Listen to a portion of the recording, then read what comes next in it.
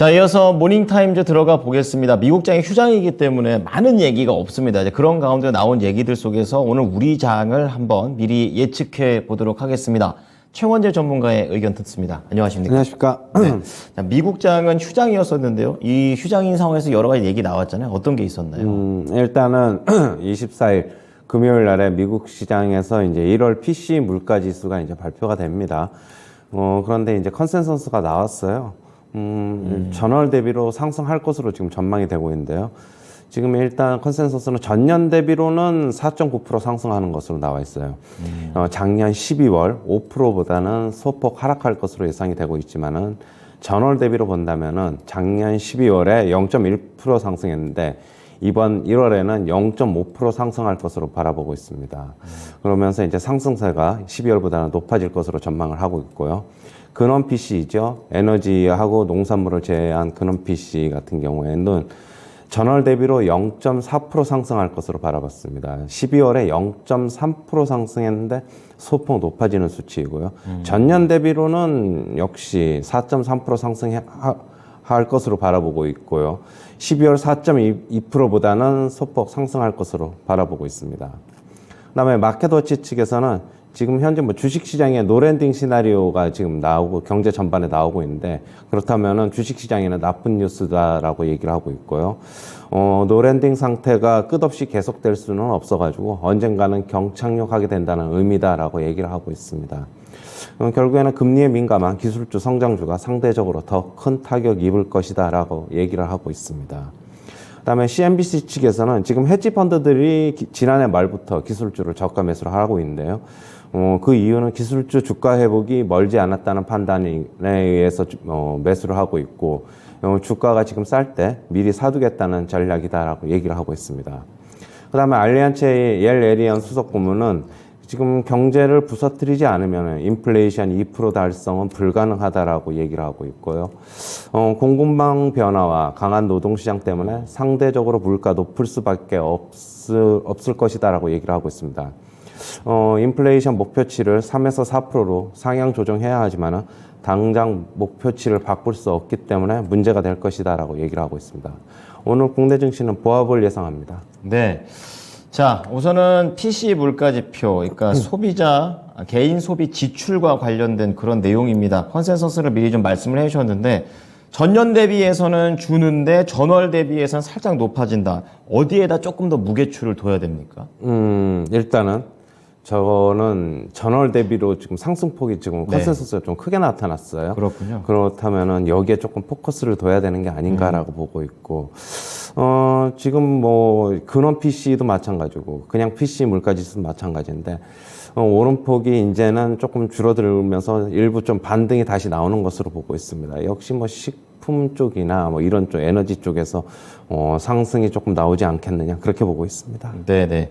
자, 이렇게 만약에 물가와 관련해 물가 지표가 올라가는 거에 대해서 우리는 그냥 확대 해석을 해야 되는 건가요? 아니면 어떻게 받아들이는 게 좋을까요?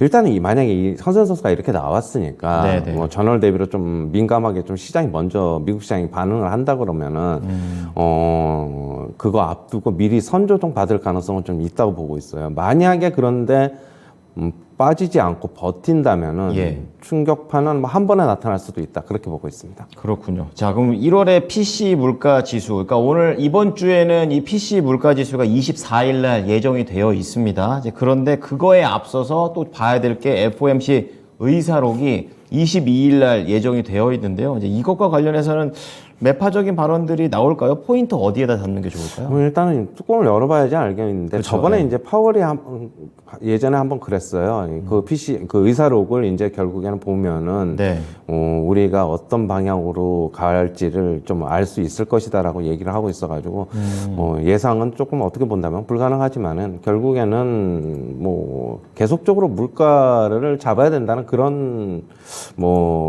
게 내용이 들어있지 않을까 그렇게 보고 있습니다. 네, 물가 잡기와 관련된 기본 기조가 계속해서 유지된다라고 얘기를 좀 해주셨습니다. 자, 그다음 마켓워치 쪽에서 주식시장의 노랜딩 시나리오가 나쁜 거다. 그러니까 우선은 딱 한 번에 안 와닿아지는 것 같아요. 왜 나쁜 겁니까? 결국에는 무착륙 골디락스는 언제까지 계속될 수는 없기 때문에 네. 뭐 나중에 한꺼번에 경착륙하게 된다는 의미로 지금 받아들여야 되고요. 네. 그럼 만약에 이제 노랜딩 시나리오가 골디락스가 계속되면은 금리 인상 사이클도 길어지게 되고 그 다음에 결국에는 높은 금리가 계속적으로 유지가 된다. 그러면 금리가 높은 상태에 결국엔 머물러 있으면은 소비에도 제약을 받을 수 있고, 그렇겠죠. 그다음에 기업 실적에도 모두 이제 부정적 영향을 끼치기 때문에 뭐 주식시장이 안 좋다 이렇게 얘기를 하고 있습니다. 네. 그럼 이 노랜딩 시나리오가 만약에 나오게 된다면 투자자 입장에서는 당분간 투자를 좀 쉬어야 됩니까?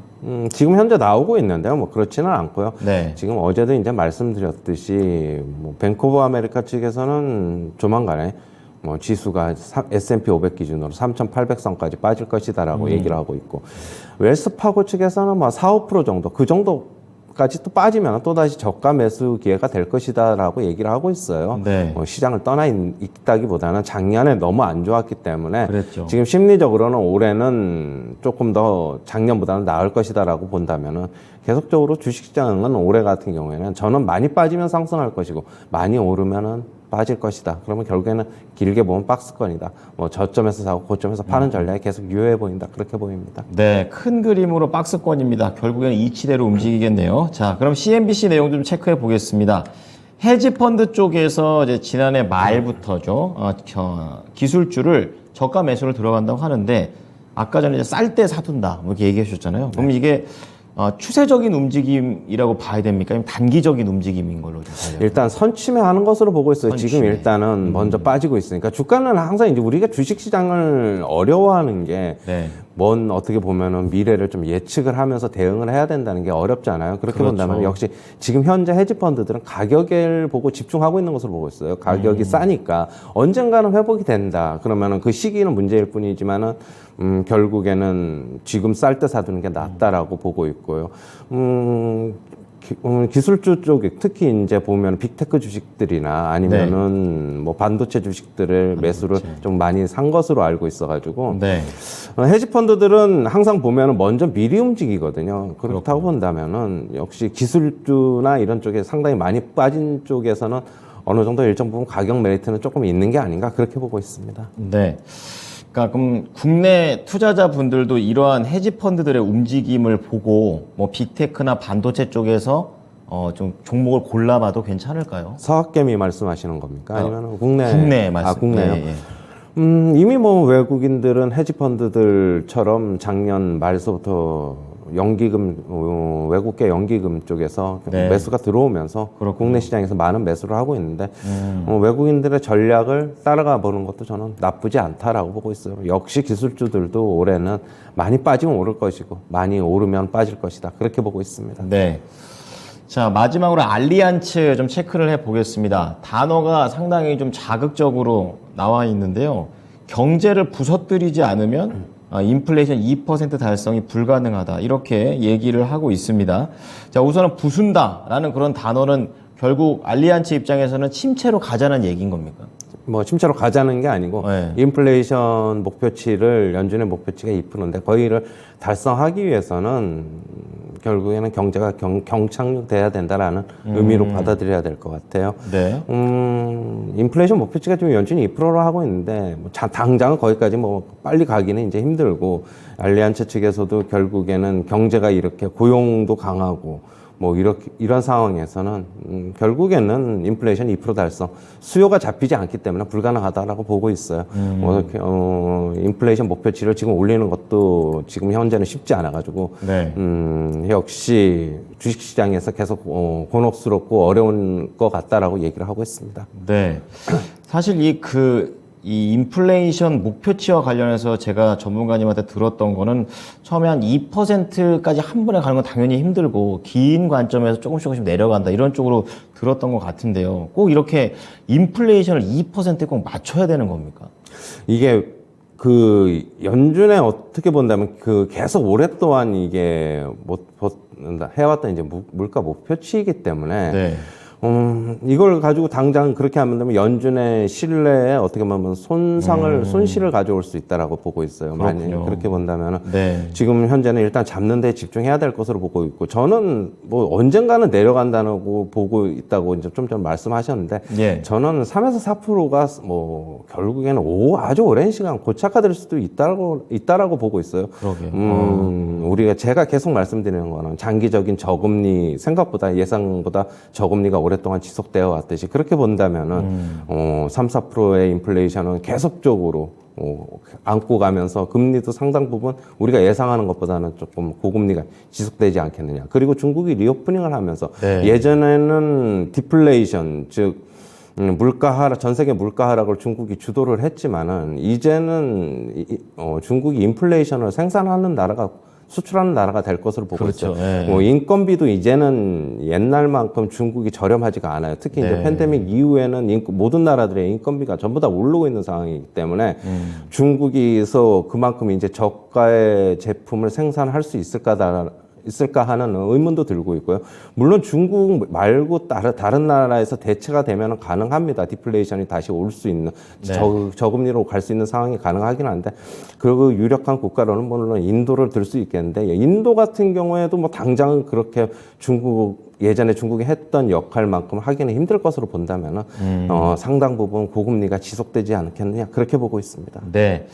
예, 저금리 시대가 종료가 되고 있는 것 같습니다. 자, 그럼 국내 증시 전망 보겠습니다. 보합권 보시네요. 네. 어제 소폭 상승할 것이다라고 제가 말씀을 드렸고, 네. 오늘은 미국 증시도 쉬고, 역시 특별한 모멘텀이 없다라고 보고 있으면은, 네. 역시 보합권에서 소폭 등락, 아주 소폭 등락만 거듭하면서 종목별로 이슈가 있는 종목들만 움직이지 않겠나, 그렇게 보고 있습니다. 네. 자, 오늘도 종목을 잘 골라야 되는 그런 장인 것 같습니다. 자, 그리고 최원재 전문가께서 오늘 오후 5시에 이제 어쨌든 오늘 시장 장 마치고 나서 내일을 좀 준비할 수 있는 힌트를 좀 주실 것 같은데요. 어떠한 내용들을 좀 준비를 하셨나요? 내일을 준비한다는 힌트라기보다는 2월 말에서 3월 초를 좀 대응하는 전략 이런 것 좀 말씀을 드리는데, 네. 1월서부터 지금 연초 랠리가 시작되어 왔고, 최근에는 좁은 박스권에서 하단은 한 2420, 상단은 2490 정도 박스권이 계속 좁게 이어지고 있는데, 향후에 어떻게 흘러갈지 좀 한번 예측해보고 대응을 어떻게 해야 될지를 말씀드리는 시간을 갖도록 하겠습니다. 네. 자, 오늘 오후 5시입니다. 최원재의 투자 전략 2월에서 3월로 넘어가는 이 시점 중요합니다. 어떻게 준비를 해야 될지 예측해보고 개인 투자자들의 전략까지 잡아드린다고 하니까요. 많은 분들의 관심 기대해보도록 하겠습니다. 오늘 말씀 잘 들었습니다. 네, 감사합니다. 자, 지금까지 모닝타임즈 최원재 전문가였습니다.